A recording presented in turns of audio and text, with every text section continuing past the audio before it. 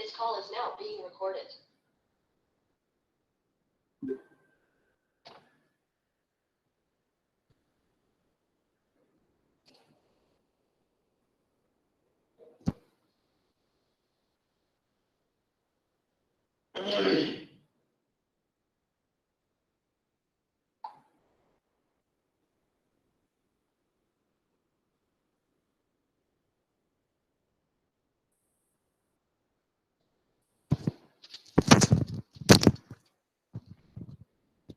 Hello and good morning to all dear students. Am I audible? Yes, sir. Yes, sir. ठीक है, हम लोग नया टॉपिक स्टार्ट करने जा रहे हैं. That is the histamine and antihistaminics. So this is again a hormone related drug. Histamine is a local hormone actually, और उससे रिलेटेड जो ड्रग्स रहेंगे जो हिस्टामाइन के एक्टिविटी को एंटेगोनाइज करेंगे, these are called as antihistaminic drugs. Okay, so पहले हम लोग देखेंगे what is histamine. Okay, histamine actually it's a biogenic amine. Histamine we are calling.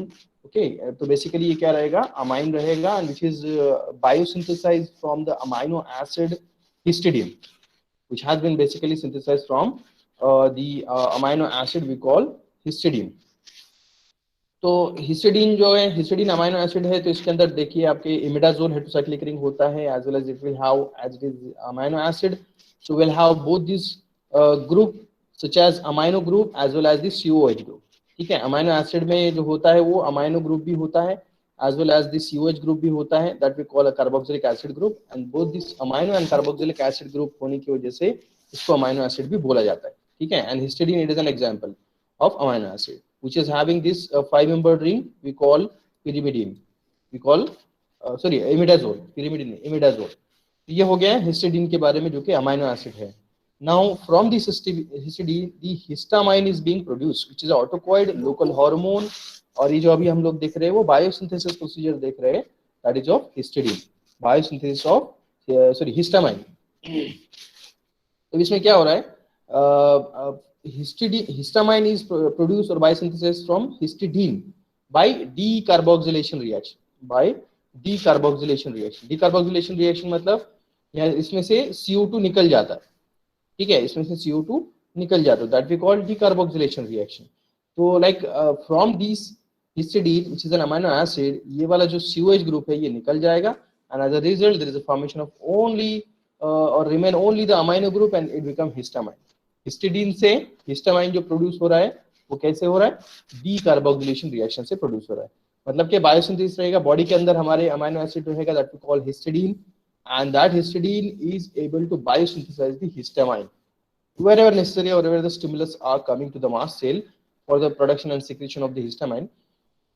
तो ये जो है वो अमाइनो एसिड से प्रोड्यूस होता है बाय डीकार्बोक्सिलेशन रिएक्शन. डीकार्बोक्सिलेशन में CO2 ग्रुप निकल जाएगा जो कि COH ग्रुप है. COH group, carboxylic group, it will get removed in the form of CO2 gas, and only the amino group is remain over there, and that's why we call it amine. ठीक है, ये only amine रहेगा, amino acid नहीं रहेगा, क्योंकि acid group तो निकल गया.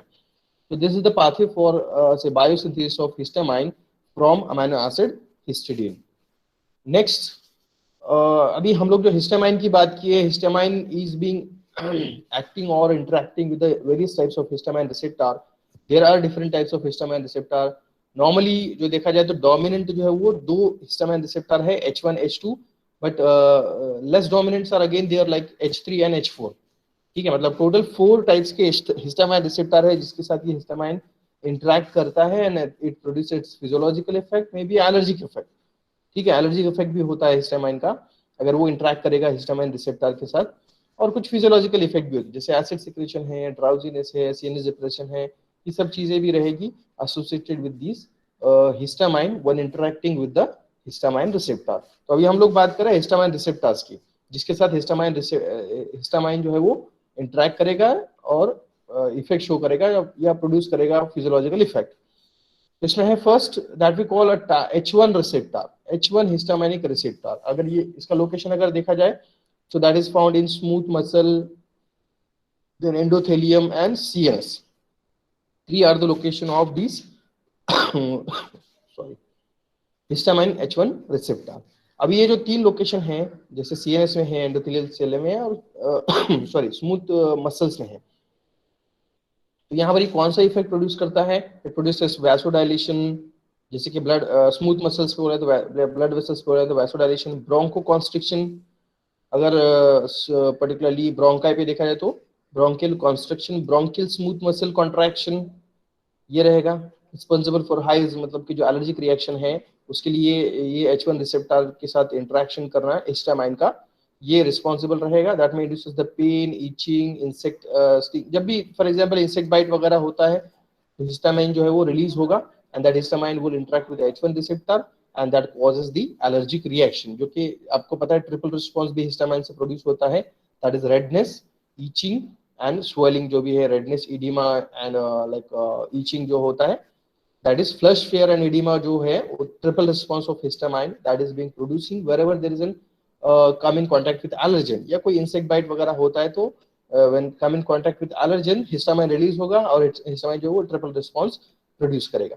The primary receptor involved in the allergic rhinitis, this is the H1 receptor which is the primary receptor which, involving allergic rhinitis, allergic rhinitis मतलब के रनिंग ऑफ नोज, उसको बोला जाता है allergic rhinitis, running of nose, common cold when come in contact with allergen, so that is called as allergic rhinitis, motion sickness, ये सब चीजें जो होती है, या स्लीप रेगुलेशन जो कि which is present in CNS है, the H1 receptor which is present in CNS that is responsible for sleep regulation, मतलब कि डिप्रेशन करता है, CNS में प्रेजेंट होने की वजह से H1 रिसेप्टर अगर हिस्टामाइन H1 रिसेप्टर के साथ इंटरेक्ट होगा which is present in CNS, so that will cause the drowsiness, sleep regulation मतलब कि sleep index का भी काम वो कर सकता है, that's why we are calling sleep regulation. So all these are the effect associated with the H1 antihistaminic H1 histaminic receptor, अगर हिस्टामाइन बाइंड करता है तो ये सारे इफेक्ट यहाँ पे शो होंगे। Next H2 receptor, H2 receptor mostly and probably located in a parietal cells, gastric parietal cell that is located in stomach, gastric parietal cell, and that is primarily stimulate the gastric acid secretion, gastric acid secretion. So मुझे ये बोलना है कि जो H2 receptor है उसका जो location है, नॉर्मली जैसे हमने बोला कि H1 रिसेप्टर का स्मूथ मसल में होता है, like it is present in CNS also, H2 receptor कहाँ प्रेजेंट रहेगा या लोकेटेड रहेगा इन parietal cells, particularly gastric parietal cell in stomach, and that is responsible for secretion of the acid, gastric acid, ठीक है। HCl जो produce होता है वो हिस्टामाइन के इंटरेक्शन के साथ, ये हिस्टामाइन अगर बाइंड करता है H2 रिसेप्टर को which is present on gastric parietal cell, so it results into production of HCl in our stomach that we call primary stimulated gastric acid secretion. Next ये जो दो रिसेप्टर है वो dominant होते हैं, H1 receptor and H2 receptor. If you talking about H3 and H4 ये pre dominant है या लेस डोमिनेंट रिसेप्टर्स है, इसका भी हम लोग देख लेंगे, no problem. H3 H3 histaminic receptor which is found in CNS actually and are lesser extent of peripheral nervous system, ठीक है। और इसके जो इफेक्ट है like decrease in the neurotransmitter release, जैसे कि हिस्टामाइन रिलीज है वो कंट्रोल करता है, वो मतलब फीडबैक मैकेनिज्म में काम आता है, एसिटिल कोलिन, नॉरएपिनेफ्रिन, सीरोटोनिन, ये जो न्यूरोट्रांसमीटर है इसका जो रिलीज है वो कंट्रोल करता है या फीडबैक मैकेनिज्म से उसको रिलीज और कंट्रोल करवाता है, दैट फिजियोलॉजिकल इफेक्ट और feedback mechanism is regulated with H3 receptor, ठीक है। नेक्स्ट H4 रिसेप्टर, ये भी लेस डोमिनेंट है which is found in H4, we are talking about H4 receptor less dominant है which is found primarily in the basophils, acidophil, basophil, neutrophil, ये WBC के type है and in bone marrow also. So दो location present होगी इसके H4 receptor के, and it is also found in thymus gland, small intestine, spleen and play important role in chemotaxis. Chemotaxis मतलब कि जो like chemo receptor trigger zone है CTZ, या we can say that the some other chemical stimulations are there in our body, कुछ chemicals at particular stimulation पे ही secrete होते हैं, जिससे कि antibodies हैं, antibodies are produced wherever there is an entry of antigen, मतलब stimulation होना चाहिए तब जाके वो प्रोड्यूस होगा। लाइक फॉर एग्जांपल ये बेसोफिल फैगोसाइटोसिस का जो या लिम्फोसाइट जो है या इम्यूनो सेल्स है वो कब इफेक्ट प्रोड्यूस करेंगे, where there is an entry of pathogens, मतलब स्टिमुलेशन जाना चाहिए, स्टिमुलेशन से रिलेटेड या केमिकल स्टिमुलेशन से रिलेटेड जितने भी फीडबैक मैकेनिज्म है दैट वी कॉल कीमोटैक्सिस, तो ये जो कंट्रोल करने का काम करता है H4 रिसेप्टर, ठीक है। तो मेजरली जो रहेगा H1 H2 रिसेप्टर रहेगा and less dominant these are H3 and H4 receptor. So all these four are the types of histaminic receptor with which histamine can interact and produces the its physiological effect. या right side column में right column में जो हमने जितने भी effect देखे वो सब इफेक्ट जो है वो by interacting with histamine histamine receptor ये पॉसिबल है. और I mean to say that one thing I want to remind you that histamine is a mixed agonist. अभी जो ये चार रिसेप्टर्स हमने देखे हैं H1, H2, H3, H4 ये ऑल हिस्टामिनिक रिसेप्टर्स है और इसके लिए जो अगोनिस्ट रहेगा वो हिस्टामिन रहेगा. मतलब it will histamine will promote the stimulation promote the response or will elicit the response, will not block the response. मतलब वो antagonist नहीं है. Histamine is a agonist for these all four receptor. agonist रहेगा और definitely it is a mixed type of agonist. mixed agonist मतलब कि non selective रहेगा. कोई भी H1 से H4 तक कोई भी रिसेप्टर के साथ इंटरेक्ट कर सकता है. ऐसा सिलेक्टिविटी नहीं है कि वो ओनली H2 के साथ ही रिसेप्टर इंटरेक्ट करेगा या H3 के साथ ही इंटरेक्ट करेगा या H4 के साथ ही या ओनली H1 के साथ इंटरेक्ट करेगा. ऐसे सभी के साथ इंटरेक्ट करता है and that's why we are calling it's a non-selective agonist. Histamine is an non-selective agonist and it's a like mixed agonist for all these types of receptors. ठीक है, समझ में आया. ये फोर रिसेप्टर और इसका हमने क्या क्या रोल्स क्या क्या फिजियोलॉजिकल इफेक्ट होते हैं ये भी हमने देखा है. Now we are moving toward the next, release of histamine. अब ये जो हिस्टामाइन रिलीज का प्रोसेस है ये तो अलग हो गया. लाइक हिस्टामाइन रिलीज होने के बाद ही हिस्टामिनिक रिसेप्टर के साथ इंटरेक्ट करेगा. लेकिन बेसिकली हिस्टामिन का रिलीज कैसे होता है, ये there are certain process like energy dependent, calcium dependent, sorry energy and calcium dependent degranulation reaction that releases the histamine from the mast cell. ठीक है, तो ये जैसे कि इम्यूनोग्लोबुलिन्स है, IgE which is again playing important role. या जो allergens रहते हैं वो इंपॉर्टेंट रोल प्ले करते हैं. इम्यूनोग्लोबुलिन G है, इम्यूनोग्लोबुलिन M है या IgG, IgE, IgM. ये जो इम्यूनोग्लोबुलिन्स है ये भी basically interacting with the mast cell as well as the B lymphocytes and that able to produce the further histamine by interacting with the mast cell. ये हम लोग डायग्रामेटिक के form में देखेंगे यहाँ पर. Like you can see that this is a B lymphocyte. First जो cell आपको लेफ्ट साइड में दिख रहा है येलो कलर का वो B lymphocyte है और B lymphocytes पे जो लाइक प्रेजेंट होती है एंटीबॉडीज पर्टिकुलरली IgE एंटीबॉडीज. ये जो आपको एंटीबॉडीज दिख रही है वो IgE है antibodies. This is IgE antibodies. And when the allergen और initial contact of allergen, first stage हम लोग देख रहे हैं initial contact of allergen with these B lymphocytes or with these immunoglobulin E or IgE present on these B lymphocyte. ये allergen है. देखिए आप यहाँ पे फर्स्ट टाइम इनिशियल कांटेक्ट होगा with this antibody and that antibodies get released. अभी जो B lymphocyte है उससे ये एंटीबॉडीज क्या हो गई है, रिलीज हो गई है. That is the release of this IgE and that IgE will bind on the IgE receptor on mast cell. ठीक है, मतलब क्या हो गया, फर्स्ट स्टेज क्या होगा, initial contact of allergen with IgE present on beta cells और particularly B lymphocytes.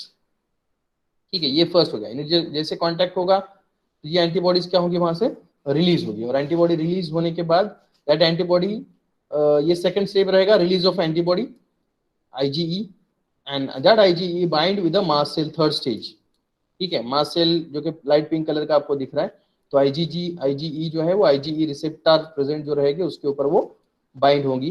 And now next time then subsequent again contact of this fourth stage की हम लोग बात करें, ये तो हो गया binding of this IgE on mast cell.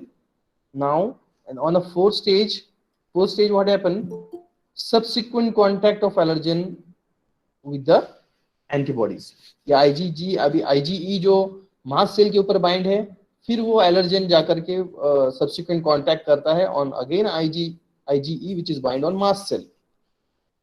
ठीक है, हिस्टामाइन जो रिलीज होता है वो मास्ट सेल से रिलीज होता है, बीटा सेल से या B lymphocyte से रिलीज नहीं होता है. और यहाँ पे देखिए कि दो बार कांटेक्ट होगा that is of allergen with this IgE.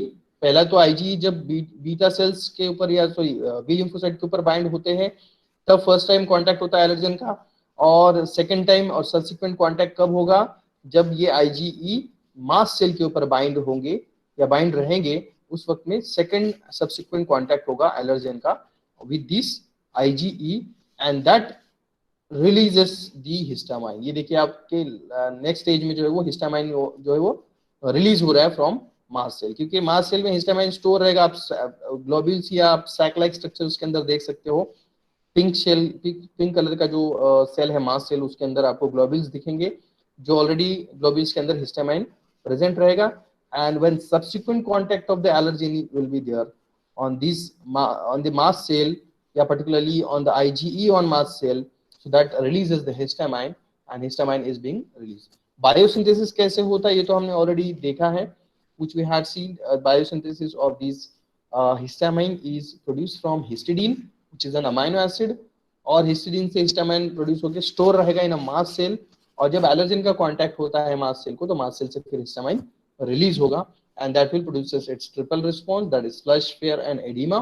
ये सब चीजें, ये एलर्जिक रिस्पॉन्स है या जो भी सिक्रेशन ऑफ HCl है, ये सारी चीजें हिस्टामाइन फिजियोलॉजिकल इफेक्ट्स प्रोड्यूस करेगा by interacting with the four histaminic receptor, that is from H1, H2, H3 and H4।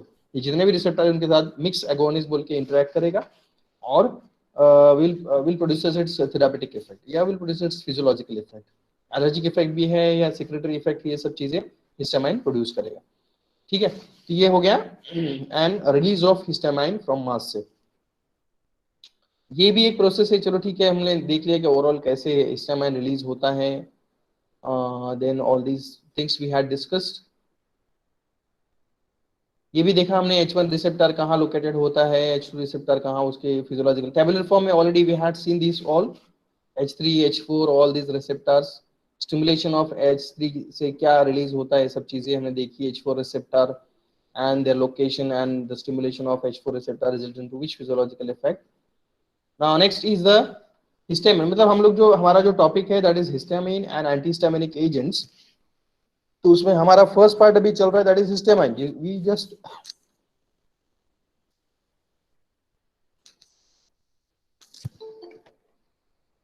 we are just talking about the histamine only. ठीक है, हिस्टामाइन क्या है वो हमने देखा, बायोसिंथेसिस कैसे होता है वो हमने देखा, फिर उसके बाद which are the different types of histaminic receptor, 4 types वो देखे, उसके लोकेशन, उसका फिजियोलॉजिकल इफेक्ट। उसके बाद we had seen how the histamine will get released, when it will get stimulate, the mast cell will get stimulated to release the histamine, ये भी हमने देखा। Now these all are the, now we are seeing the histamine agonist। मतलब histamine तो definitely agonist है ही है, histamine itself an agonist which is a mixed agonist, plus in addition to that there are certain compounds like betazole is there, like impromidine is there, betazole, impromidine and methimapib, these three are actually the agonists। मतलब same histamine जैसा ही काम करते हैं, but these are not a mixed agonist, mix नहीं है। अब यहाँ पे देखते हैं हम लोग, suppose for example we are talking betazole has an approximately 10-fold greater activity at H2 receptor than H1 receptor। मतलब betazole अगर देखा है तो selectively it will working on the H2 receptor than that of the H1 receptor। तो H2 पे ज्यादा specific है, 10 fold greater activity है on H2। ठीक है, मतलब ये सिलेक्टिव हो गया। हिस्टामिन का ऐसा नहीं, हिस्टामिन सभी के ऊपर सिमिलर वे में एक्ट करेगा, ऐसा सिलेक्टिविटी नहीं रहेगी, नॉन सिलेक्टिव है। नेक्स्ट अगर हम लोग बात करते हैं नेक्स्ट अगोनिस्ट की, जो कि नेक्स्ट अगोनिस्ट रहेगा हिस्टामिन का, that we call impromidine. So it is actually an investigational agent है, अंडर रिसर्च है, and it is its ratio H2 receptor to H1 activity is about 10,000 time. मतलब ये भी H2 रिसेप्टर ही specific है, we call impromidine, impromidine. और ठीक है, इम्प्रोमिडीन ये रिसर्च मॉलिक्यूल है या रिसर्च इस पे चल रहा था। तो अगर इसका देखा जाए स्पेसिफिसिटी, तो ये भी H2 रिसेप्टर स्पेसिफिसिटी ही इसका ज्यादा है। Methimepip again actually it is an H3 specific है, ये H3 रिसेप्टर स्पेसिफिक अगोनिस्ट है ऑफ हिस्टामिन। तो डिपेंड करता है, इसलिए हमने बोला कि हिस्टामाइन जो है वो नॉन सिलेक्टिव है, सभी की तरफ ग्रेटर स्पेसिफिसिटी है, नो प्रॉब्लम। बट अगर दूसरे उसके अगोनिस्ट अगर हम लोग देखते हैं, दूसरे अगोनिस्ट हिस्टामिन के, so these will have the variant yeah, they have a specificity either toward H2 or H3 receptors. Next, the use of histamine agonists are primarily for diagnostic purpose। अभी जो normally use नहीं होते हैं histamine वाले जो agonists है वो normally use नहीं होंगे, we are preferably we are preferably using the histamine antagonist, not agonist. Agonist जो अभी हमने देखे वो अगोनिस्ट नॉर्मली यूज नहीं की जाती है, 99% तो यूज नहीं होगा, रेयर केसेस में उसका यूज होता है, पर्टिकुलरली फॉर डायग्नोस्टिक पर्पस। जो अगोनिस्ट रहेंगे हिस्टामिन के, these are used in allergic testing to assess the histamine sensitivity. Histamine sensitivity check करने के लिए उसको यूज किया जा सकता है। And it is test for gastric acid secretion, और गैस्ट्रिक एसिड मतलब ये डायग्नोसिस के लिए यूज किया जाएगा। ये जो डायग्नोस्टिक एजेंट बोल के यूज किया जा सकता है इसे हम लोग बोलेंगे, because it is use for testing purpose, या it is use for functional activity, to check the functional activity. जैसे कि हिस्टामिन की सेंसिटिविटी चेक करना है, ये भी एक लाइक फंक्शनल एक्टिविटी चेक करनी जैसा हो गया। और गैस्ट्रिक एसिड सिक्रीशन या function of gastric acid secretion, ये हमको चेक करना है कि ये प्रॉपर प्रोसेस चल रहा है नहीं चल रहा है, तो इसके लिए भी it's an diagnostic test we can say that, और it's an functional activity test. ठीक है, फंक्शन टेस्ट बोला जाएगा, लाइक सिक्रेटरी फंक्शन टेस्ट या सेंसिटिविटी फंक्शन टेस्ट। तो इसके हिसाब से ये जो है डायग्नोस्टिक पर्पस के लिए यूज होगा, not for the therapeutic use, क्योंकि कोई डिसीज के ट्रीटमेंट में नॉर्मली यूज नहीं होता है। That's why we are saying that these agonist are not used therapeutically. अब ये भी हमको पता है कि जो नॉर्मली जो एडवर्स इफेक्ट है या जो एलर्जिक रिस्पॉन्स है, flush, fair, oedema, burning sensation, hypotension, tachycardia, ये सब ब्रोंको कॉन्स्ट्रिक्शन, ये सब के सब जो है वो हिस्टामिन के इफेक्ट है। या we can say that these are the adverse effect we can say, और these are the physiological effect produced by the histamine. Flush, flare, edema, burning sensation, hypotension, tachycardia, increase in the heart rate, and bronchoconstrictions, ये सब जो है वो histamine के physiological effect है। Now next, now we are moving toward the next one that we call antihistaminics. Antihistaminic means which will antagonize the effect of histamine, or which will abolish the effect of histamine. Histamine अगर से allergic due to the allergic response, due to come in contact with allergen, histamine release हुआ है, तो that will produces the allergic reaction or allergic response. तो उसको अगर antagonize करना है, उसको abolish करना है, हिस्टामाइन से रिलीज, हिस्टामाइन के रिलीज की वजह से जो एलर्जिक रिस्पांस प्रोड्यूस हुआ है उसको अगर हमको एंटागोनाइज करना है, तो उसके लिए हमारे पास ड्रग है दैट वी कॉल एंटीहिस्टामाइन्स और एंटीहिस्टामिनिक्स। समझ में? एंटीहिस्टामिनिक्स। तो नॉर्मली वी आर से amongst these histamine and antihistaminics, 95% or 98% we are using antihistaminics as far as the therapeutic effects are concerned. तो अभी कौन कौन से एंटीहिस्टामिनिक्स की क्या क्या यूजेस रहेंगे, clinical uses we are going to see. First use allergic rhinitis, क्योंकि जो लाइक कॉमन कोल्ड वगैरह है ये हिस्टामिन के रिलीज की वजह से हो सकता है, या एलर्जेंस की वजह से हो सकता है, तो हम लोग क्या यूज करेंगे, antihistaminic in allergic reaction use करेंगे। या allergic rhinitis we call common cold, जैसे कि फिनेलेफ्रिन है, क्लोरफेनिरामाइन है, ये सब चीजें हम लोग यूज करेंगे in allergic reaction. Next allergic conjunctivitis, like it's an infection related with the eye, redness of eyes, and it's an allergic reaction associated with the conjunctiva or eye, which may be a common eye eye reaction रहेगा, या eye disease रहेगा, which may be communicable also, but it's an allergic actually, allergen की वजह से होता है। तो in that case we can use these antihistaminics जो कि हिस्टामिन के इफेक्ट को एंटागोनाइज करेंगे, and which relieve from these allergic conditions. Allergic dermatological conditions, third जो है वो एंटीहिस्टामिनिक्स हम लोग डर्मेटोलॉजिकल कंडीशंस में यूज करेंगे।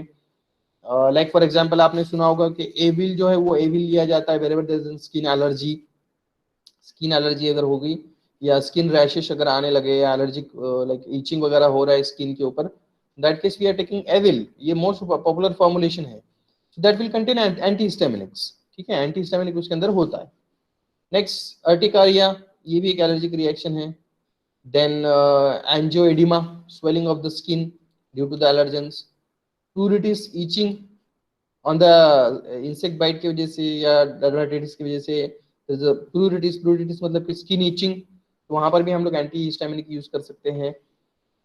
Anaphylactic reaction, severe allergic reaction है, उसमें भी यूज कर सकते हैं। एंटी एलर्जिक यूज किया जाएगा डेफिनेटली, जितने भी तरह के allergic reaction initiated by the histamine है when it come in contact with allergen, so for all these allergic effect, allergic reactions, we can use the antihistaminics. We can say that these are the anti-allergics. ठीक है, anti allergic हम लोग बोल सकते हैं antihistaminics को anti allergic, और histamine related जो रहेगा वो एलर्जिक रिस्पॉन्स रहेगा। नॉसिया वोमिटिंग में भी यहाँ पे क्योंकि सीएनएस में जो H1 रिसेप्टर प्रेजेंट है वो नोसिया वोमिटिंग को भी मतलब कंट्रोल कर सकता है as an H1 anti histaminic, जो कि specially selectivity towards the H1 receptor रहेगा and which will produce an H1 anti histaminic receptor antihistaminic effect, और H1 एंटी हिस्टामिनिक जो ड्रग्स रहेंगे first generation H1 antihistaminic drugs, right, will have a selectivity toward H1 receptor and which can able to overcome nausea vomiting by depressing the CNS, क्योंकि H1 receptor जो है CNS में भी present होता है, उसको डिप्रेस करके CTZ को कीमो रिसेप्टर ट्रिगर जोन को सप्रेस या डिप्रेस करके वोमिटिंग को प्रिवेंट किया जा सकता है, nausea vomiting वाला जो इफेक्ट हम लोग बात कर रहे हैं. So all these are the actually effects. Sedation, अभी यहाँ पे इंडक्शन ऑफ sedation, या we can say that this is an hypnotic effect to induce the sleep, because H1 receptor जो CNS पे प्रेजेंट होता है, तो अगर हमने H1 एंटीहिस्टामिनिक्स यूज किए जो स्पेशली H1 रिसेप्टर के ऊपर एक्ट करते हैं या एंटागोनाइज करते हैं H1 रिसेप्टर को, तो वो कर सकते हैं स्लीप इंड्यूस. ठीक है, स्लीप इंड्यूस कर सकते हैं. Now this is the classification of the drug, we call a chemical classification of drug. ये सब हमने देखे हैं. All these are the clinical uses of the antihistaminics. Clinical uses जो कि नॉर्मली जहां पर भी आपको एंटीहिस्टामिनिक्स ड्रग आएंगे तो उसके ये यूजेस के अलावा और कुछ हट के यूजेस नहीं रहेंगे. You can say that this are the common uses for all antihistaminic drugs. ठीक है, आगे क्लासिफिकेशन हम लोग देखने वाले, कुछ प्रॉपर ड्रग्स भी देखने वाले, तो उसके जो यूजेस रहेंगे amongst these, like in common cold, in like conjunctivitis, dermatological, urticaria, angioedema, pruritus, anaphylactic reaction, nausea, vomiting, ये सब uses जो है वो कॉमन रहेंगे for all types of antihistaminic drugs. तो अभी हम लोग देखने जा रहे हैं classification of this antihistaminic drugs. Antihistaminic drug में प्रॉपर्ली या बेसिकली टू टाइप्स रहेंगे. एक रहेगा H1 antihistaminics and H2 antihistaminics. ठीक है, तो अभी हम लोग जो देख रहे हैं वो H1 एंटीहिस्टामिनिक्स देख रहे हैं, because as I told that there are two dominant receptor H1 and H2. दो ही है जो डोमिनेंट रिसेप्टर है, H1 है और H2 है. इसलिए जो ड्रग्स रहेंगे normally which antagonize this H1 and H2 receptor antagonist ही हमारे पास रहेंगे. तो उसमें से हम लोग बात करें H1 एंटीहिस्टामिनिक्स की, जो इंटरेक्ट करेंगे एंटागोनाइज करेंगे only with the H1 receptor. H1 receptor we call H1 antihistaminics और हिस्टामिन H1 रिसेप्टर एंटागोनिस्ट. इसका क्लासिफिकेशन अगर हम लोग देखते हैं तो amino alkyl ether first class which have amino alkyl ether, example है डाइफेनहाइड्रामाइन. दूसरा है क्लास इथिलीन डायमाइन. अब इसमें अमाइनो फर्स्ट क्लास में क्या रहेगा, अमाइनो ग्रुप भी रहेगा, अल्किल और ईथर लिंकेज भी रहेगा. ये हम लोग एग्जांपल देखेंगे because the structure of this डाइफेनहाइड्रामाइन is important one. डाइफेनहाइड्रामाइन का स्ट्रक्चर इंपॉर्टेंट है. तो जब हम लोग स्ट्रक्चर देखेंगे तो इसमें बेसिक ये भी देख सकते हैं कि उसके अंदर अमाइनो अल्किल और ईथर तीनों चीजें देखने को मिलेगी आपको. ठीक है, next ethylene diamine. Ethylene diamine ये मेपेरामाइन है, एग्जांपल इसका ethylene diamine. Then alkylamines. Alkylamines में बेसिकली जो है वो लॉन्ग चेन अल्किल चेन रहेगा, long carbon chain. May be propylamine हो सकते हैं, नॉर्मली 3 कार्बन चेन कंटेनिंग, और अमाइनो ग्रुप रहेगा, मतलब 3 carbon chain with amino group we call alkyl amines. और we call saturated propylamines. Saturated मतलब जिसके अंदर डबल बॉन्ड नहीं रहेगा. सैचुरेटेड प्रोपिलामाइंस. अल्किलामाइंस में दो सब टाइप्स है, सैचुरेटेड अल्किलामाइंस एंड ओलेफेनिक प्रोपिलामाइंस. ओलेफेनिक मतलब कि जिसमें डबल बॉन्ड होता है, सैचुरेटेड में सिंगल बॉन्ड होता है. सो सैचुरेटेड रहेगा या अनसैचुरेटेड रहेगा, वी कॉल सैचुरेटेड प्रोपिलामाइन. एग्जांपल है फिनिरामाइन, क्लोरफिनिरामाइन. और अगर हम लोग ओलेफेनिक या अनसैचुरेटेड प्रोपिलामाइन की बात करते हैं तो triprolidine is example. Triprolidine it is an example of this olefinic और अनसैचुरेटेड प्रोपिलामाइन. बेसिकली प्रोपिलामाइन तो रहेगा, लेकिन फिर प्रेजेंस ऑफ डबल बॉन्ड है या नहीं है depending on that saturated and unsaturated. Next जो क्लास है H1 एंटीहिस्टामिनिक्स का, that is the promethazine hydrochloride. Promethazine derivative जिसके अंदर प्रोमिथाजिन वाला फिनोथाइजिन PHE चाहिए, ये वो नहीं रहेगा. Phenothiazine derivative promethazine, it is an example of a drug which contain the promethazine phenothiazine ring. Tricyclic ring होता है फिनोथाइजिन रिंग. सो प्रोमिथाजिन का स्ट्रक्चर देखो तो आपको ध्यान में आ जाएगा. नेक्स्ट पिपराजिन डेरिवेटिव जिसके अंदर सिंगल रिंग है piperazine. Meclizine it is an example. Piperazine single unsaturated 6 membered ring, unsaturated नहीं saturated piperazine 6 membered ring 2 nitrogen 1 4 position. उसका कंप्लीटली सैचुरेटेड जो होता है वो पिपराजिन होता है, तो उसका एग्जांपल रहेगा मैक्लिजीन. एंड मिसलिनियस में है सिप्रोहेप्टाडिन. मिसलिनियस में cyproheptadine. All these are H1 antagonist. All these are H1 antihistaminics, H1 है नॉट H2, और H2 का अगर देखते हैं तो फिर उसके अंदर दो रहेगा, that is the take it classification part में मैं आपको बताना चाहूंगा कि H2 रिसेप्टर में नॉर्मली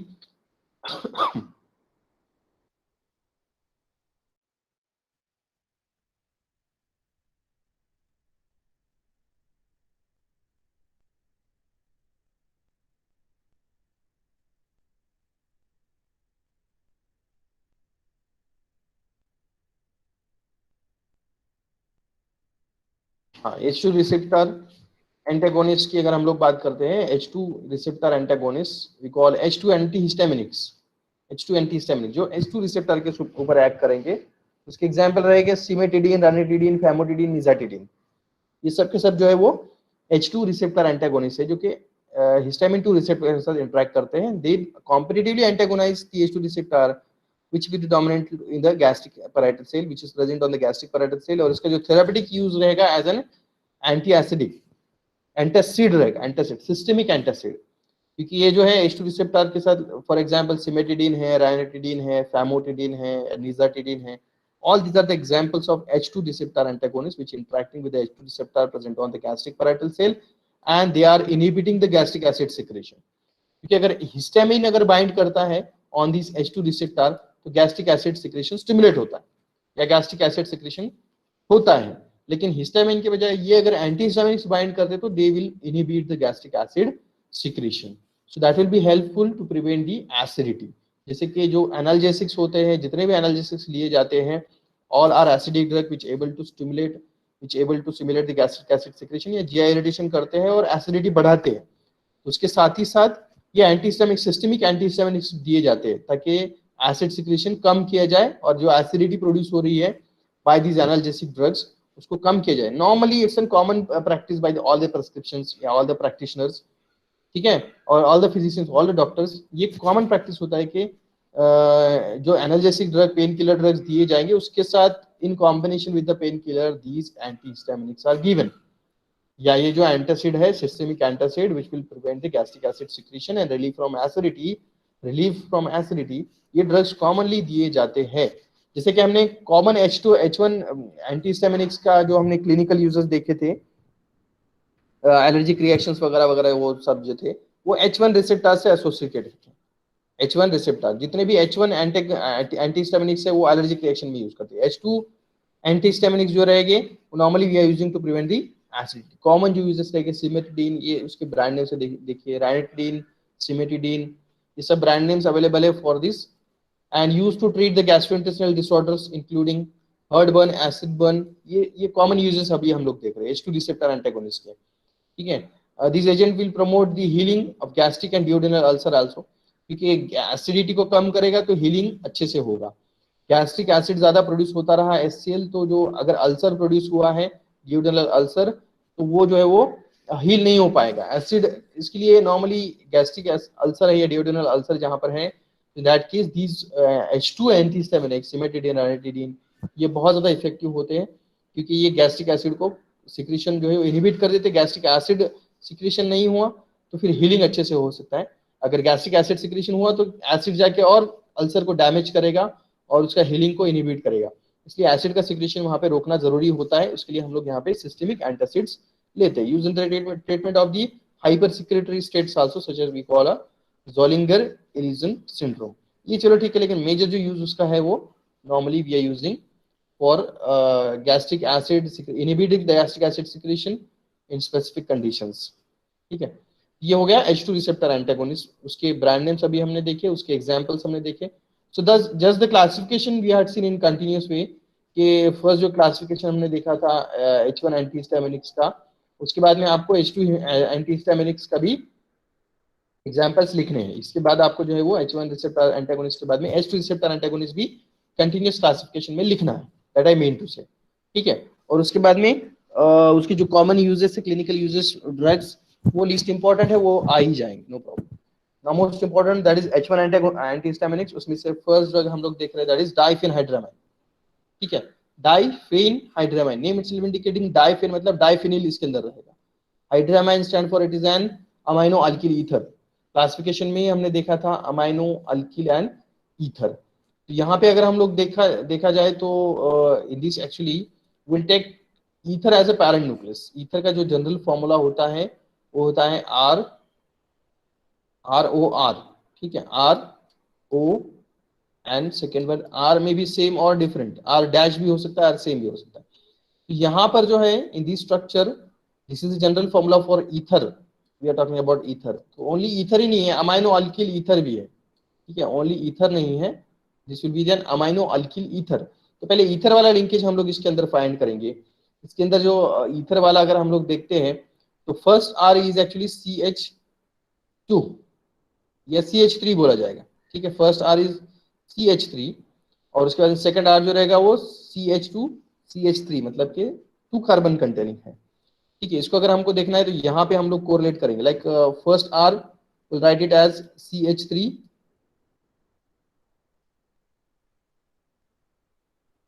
ये O हो गया, और सेकंड आर जो रहेगा वो 2 कार्बन चेन कंटेनिंग रहेगा, ठीक है। अब यहाँ पे मैं हाइड्रोजन से ऐड कर देता हूं,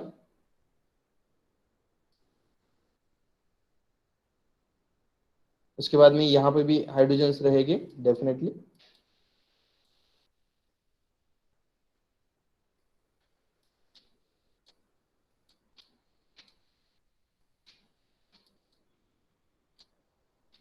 हाँ, अभी आप देख सकते हो कि जो फर्स्ट आर है वो CH3 है और सेकंड जो आर है दैट इज C2H5 है, या 2 कार्बन कंटेनिंग है, ठीक है, C2H5। इसको अगर देखा जाए तो इसको इसको जो टर्मिनोलॉजी होगा या by the nomenclature of the ether, it will be a methoxy ethane. Methoxy ethane ये होता है अल्कोक्सी अल्केन के फॉर्म में, ठीक है, अल्कोक्सी अल्केन के फॉर्म में इसको हम लोग ले सकते हैं। अल्कोक्सी एंड अल्केन, अल्कोक्सी मतलब जो स्मॉलर कार्बन कंटेनिंग रहेगा उसको बोला जाता है अल्कोक्सी, और जो लार्जर कार्बन कंटेनिंग जो ग्रुप रहेगा उसको बोला जाएगा अल्केन। तो यहाँ पे देखिए कि 1 carbon containing and 2 carbon containing, 1 carbon containing है मिथिल, ठीक है, मिथिल, और सेकंड 2 कार्बन कंटेनिंग है इथिल, ठीक है। तो 1 कार्बन कंटेनिंग क्या हो जाएगा अल्कोक्सी, दैट इज मिथिल का हो जाएगा मिथॉक्सी, और 2 कार्बन कंटेनिंग है वो हो जाएगा अल्केन, इथिल का हो जाएगा इथेन। तो इसका जो केमिकल नेम रहेगा इतने इतने इतने पार्ट का ईथर का, वो क्या रहेगा, that we call methoxy ethane, that we call methoxy ethane. यही चीज है यहाँ पर, वही है, मिथॉक्सी इथेन ही है इन गिवन स्ट्रक्चर डाइफेनहाइड्रामाइन। अभी चेंजेस क्या हो रहे हैं, दैट आई मीन टू से, चेंजेस ये हो रहे हैं कि जो मिथॉक्सी ग्रुप है, like this first methoxy group, उसका 2 हाइड्रोजन रिप्लेस हो रहे हैं 2 फिनिल रिंग से, ठीक है। इसमें से जो 2 हाइड्रोजन हैं वो लाइक रिप्लेस हो जाएंगे विथ 2 फिनिल रिंग। चलो यहाँ पे काम कर रहा है नहीं कर रहा है शायद देखना पड़ेगा, ओके। तो इसमें से हम लोग देख रहे हैं कि जो मिथॉक्सी के 2 हाइड्रोजन हैं वो 2 फिनिल रिंग से रिप्लेस हो रहे हैं, ठीक है। चलो ये मैं ऐसा करता हूँ कि ये वाला और ये 2 हाइड्रोजन जो वो 2 फिनिल रिंग से रिप्लेस कर देता हूँ, ठीक है। तो ये क्या हो जाएगा, डाई फिनिल मिथॉक्सी, ये वाला एक फिनिल हो जाएगा, ये एक फिनिल हो गया, और यहाँ पे एक फिनिल रिंग हम लोग ड्रॉ कर देते हैं,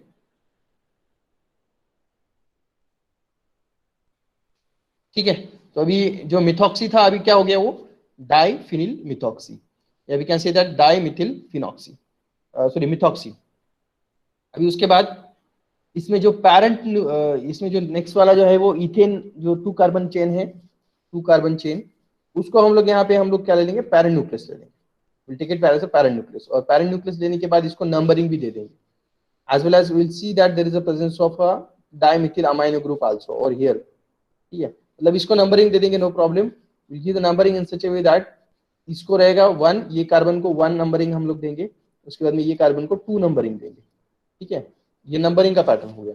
अभी उसके बाद देखेंगे सब्स्टिट्यूएंट कौन कौन से प्रेजेंट है, जैसे कि 2 पोजीशन पे है डाई फिनिल मिथॉक्सी, ये वाला जो कंप्लीट है वो 2 पोजीशन पे प्रेजेंट है, 2 पोजीशन पे किसके, इथेन के, या इसमें मिथॉक्सी इथेन भी हम लोग ले सकते हैं, या only ethane we can take as a parent nucleus. Ethane हमने लिया पैरेंट न्यूक्लियस, उसको नंबरिंग दे दिया 1 एंड 2।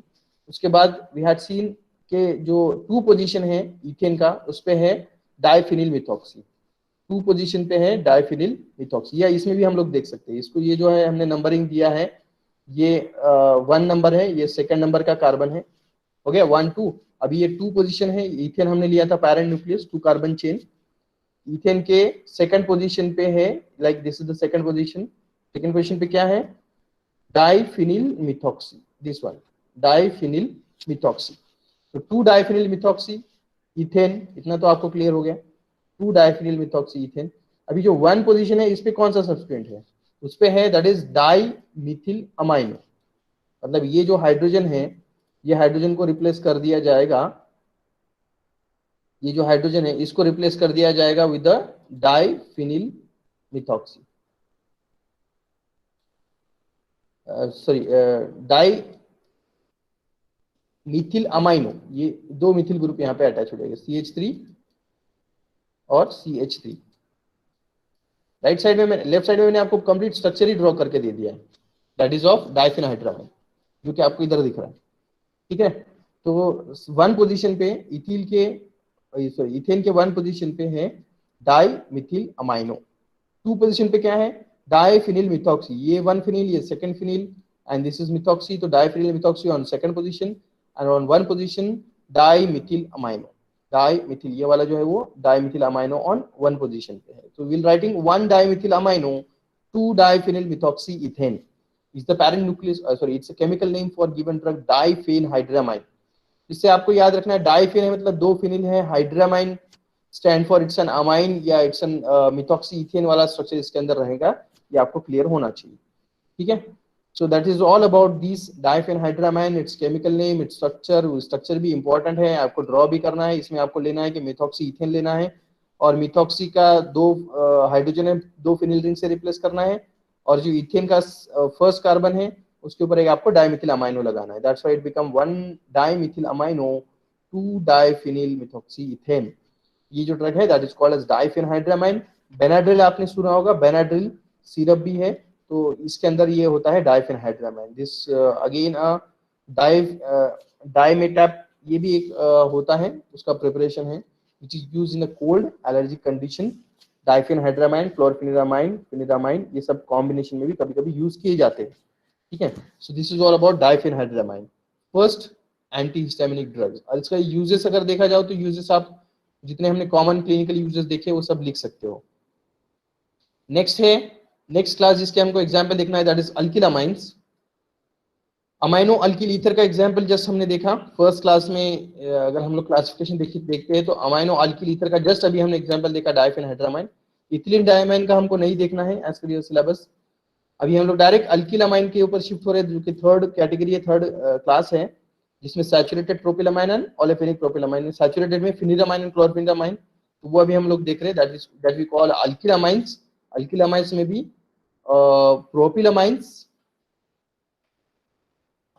प्रोपिलामाइन में सैचुरेटेड एंड अनसैचुरेटेड प्रोपिलामाइंस। इसमें फर्स्ट हम लोग देखेंगे pheniramine, chlorpheniramine and brompheniramine, again there chlor वैसे होगा, brompheniramine again there. These agents produce a slight sedation। अब इसका एक डिसएडवांटेज रहेगा कि स्लाइड सेडेशन प्रोड्यूस करते हैं, मतलब सीएनएस के ऊपर एक्ट करेंगे, so they will produce the sedation and drowsiness also। अभी नेक्स्ट हम लोग देखने जा रहे हैं, amongst these propylamine derivative we call pheniramine. First example हम लोग देख रहे हैं फिनिरामाइन। अभी फिनिरामाइन में अभी जस्ट हमने देखा था डाइफेनहाइड्रामाइन, जो कि अमाइनो अल्किल ईथर था, ठीक है, जिसके अंदर ईथर लिंकेज भी था, जैसे मैंने आपको बताया कि methoxy ethane is ether, ROR is ether, तो उसके अंदर वो था, as well as amino group भी था, इसलिए amino alkyl and ether all the things we are present over there. अब यहाँ पे हमको देखना है प्रोपिलामाइन, तो प्रोपिलामाइन में प्रोपिलामाइन विल हैव 3 कार्बन्स, ठीक है, प्रोपिल एंड अमाइन। तो प्रोपिलामाइन विल हैव 3 कार्बन, 3 कार्बन कौन कौन से रहेंगे, so it will be a first carbon, ये सेकंड कार्बन एंड ये रहेगा थर्ड कार्बन।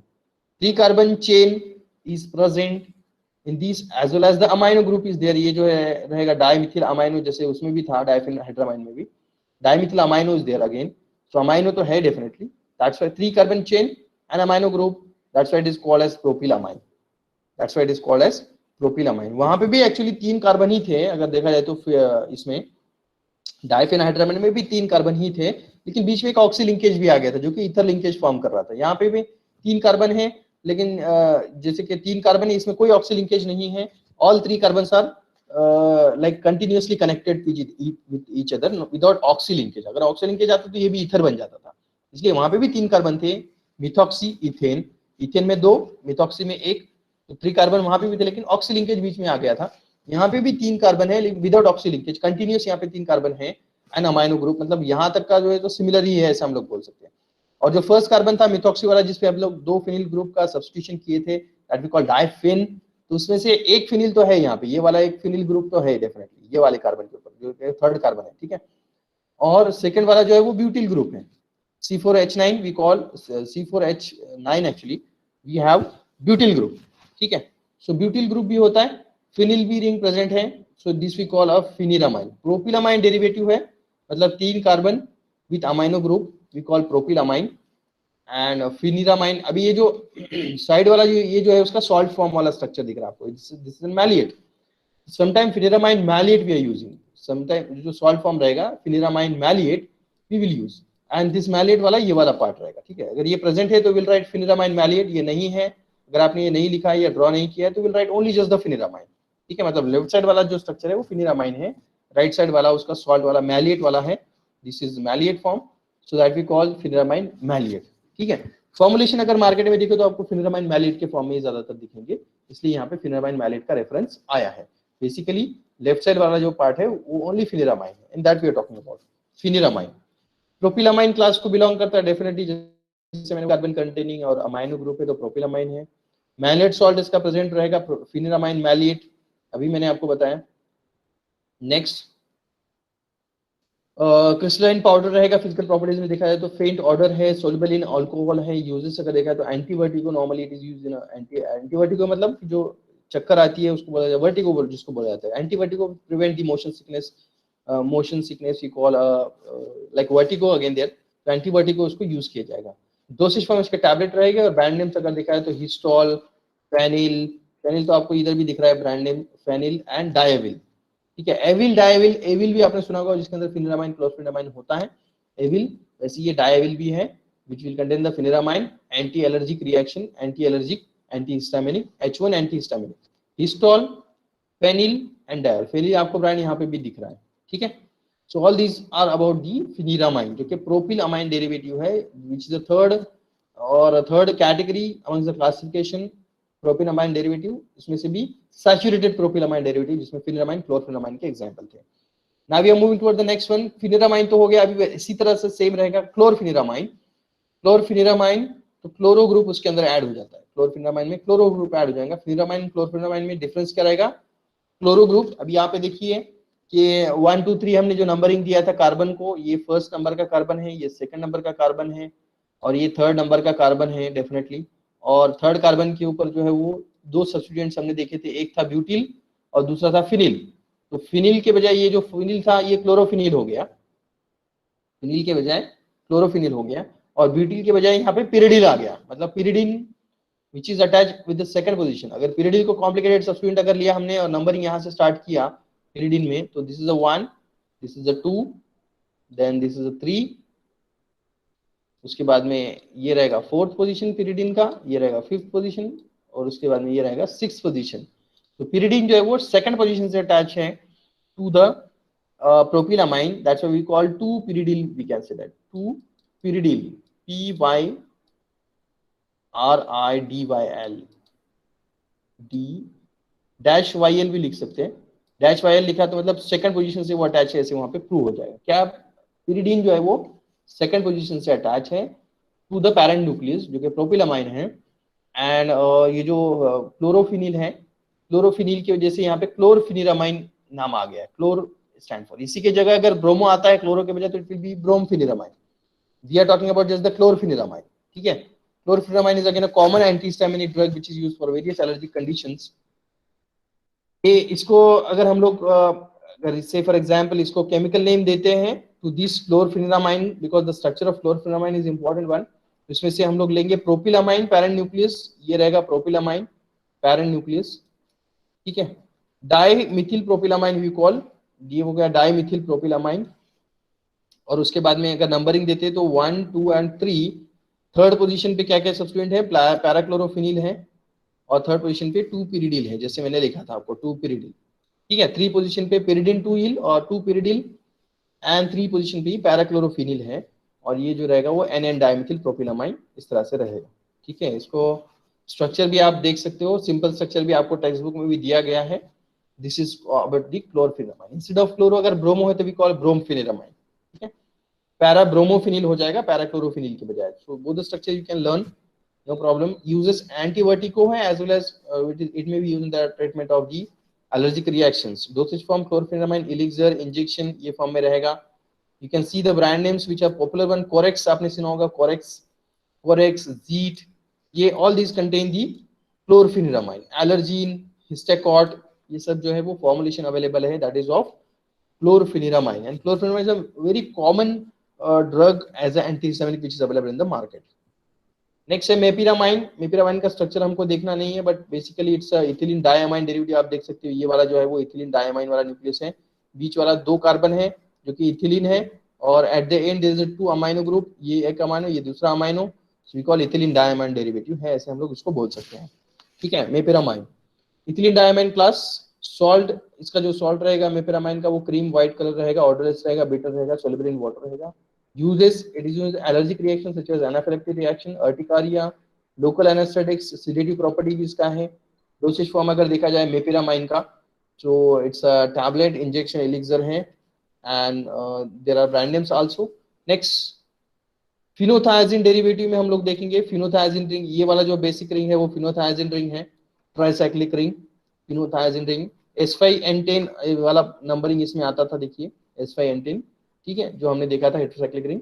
फिनोथायाजिन, फिनोथायाजिन के ऊपर ये वाला फिर साइड चेन अटैच है, that we call diphenyl di Mithil amino propyl, 3 carbon containing, ये नो प्रॉब्लम, मतलब ये प्रोपिल अमाइन है सिंपल, ये वाला जो पार्ट है वो प्रोपिल अमाइन है, और ये फिनोथायाजिन रिंग को अटैच है, इसलिए इसको बोला जाएगा प्रोमिथाजिन। ठीक है, promethazine which is a white, इसका स्ट्रक्चर इंपॉर्टेंट नहीं है, जस्ट हमने केमिस्ट्री पॉइंट ऑफ व्यू देखा है। White crystalline powder, odourless, bitter taste, soluble in water, alcohol, aqueous solution, degraded by light also, that's why we should have to be stored in tightly closed light resistance container.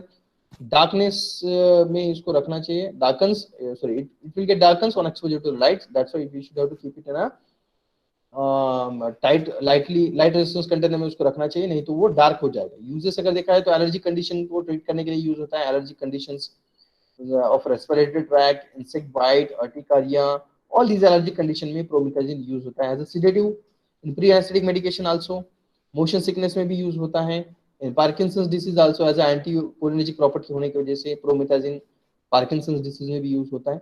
All these are the uses. Dosage form में देखा जाए तो tablet elixir injection है, brand names, Avomine is a common brand for use which is in the motion sickness, then Phenacedyl and Phenacegran, Phenergan, these are the brands for this promethazine hydrochloride. Avomine is the most popular brand. ठीक है, next है सिप्रोहिप्टाइडिन, जो कि miscellaneous class में हमने देखा था H1 antihistaminic में। सिप्रोहिप्टाइडिन स्ट्रक्चर इंपॉर्टेंट नहीं है, इट्स अगेन अ ट्राइसाइक्लिक, लेकिन मिडिल रिंग जो है वो 7 मेंबर रिंग है, और इसको जो है ये पिपरिडिन अटैच है, 1 मिथिल पिपरिडिन, इसलिए सिप्रोहिप्टाइडिन इसका नाम आ जाएगा। Heptadine stand for 7 member ring, hepta stand for 7 ना, सिप्रोहिप्टाइडिन 7 मेंबर रिंग मिडिल वाला है सैंडविच रिंग में से, इसलिए इसको सिप्रोहिप्टाइडिन बोला जाता है। हाइड्रोक्लोराइड सॉल्ट अवेलेबल होता है सिप्रोहिप्टाइडिन हाइड्रोक्लोराइड, जिससे crystalline powder, odourless, bitter taste, slightly soluble in water, sparingly soluble in alcohol, and इसके जो यूजेस रहेंगे same as like the promethazine, as well as appetite stimulant भी इसको यूज किया जाता है। मोस्ट ऑफ जो like for the childrens and mostly for the childrens growing age में जो होते हैं उनमें एपेटाइट स्टिमुलेंट करने के लिए सिप्रोहिप्टाइडिन दिया जाता है, because most of nowadays is a major complaint by the parents that the student that the children are not taking a diet, they're not eating the food, actually they're taking some other like dry fruits and fast food and all they are eating, but normally जो common food Indian food होता है वो they are not preferring, तो उसके लिए जो है physician या पेडियाट्रिशियन जो है वो ये एपेटाइट स्टिमुलेंट एडवाइस कर सकते हैं, which having this सिप्रोहिप्टाइडिन, जो कि एपेटाइट स्टिमुलेंट होता है। ठीक है, ट्रीट द माइग्रेन भी यूज होगा, it is used in the treatment of the anticholinergic and sedative properties का होता है।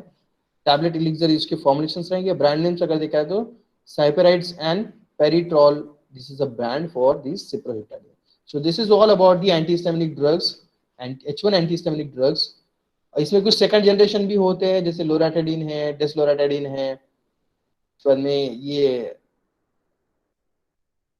बहुत सारे सिट्रिजिन आपने सुना होगा, nowadays we are using cetirizine. Cetirizine भी एंटीहिस्टामिनिक से ही न्यूअर ड्रग्स है एक्चुअली। अभी आपके सिलेबस के हिसाब से सिप्रोहेप्टाडीन तक ही था।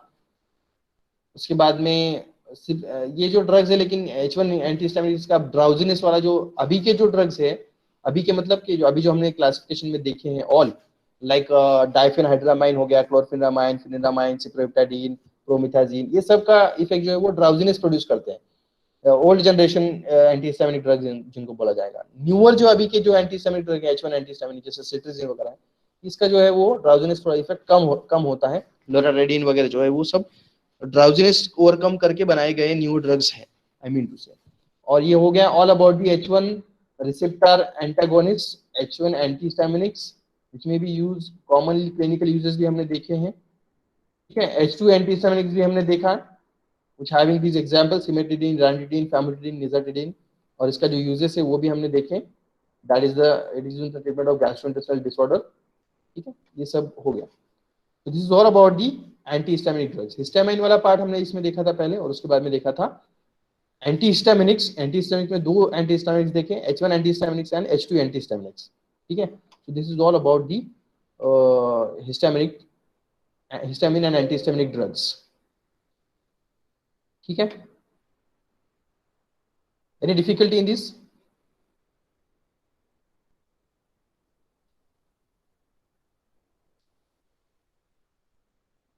मे बी ये फार्माकोलॉजी में भी आपका हो गया होगा।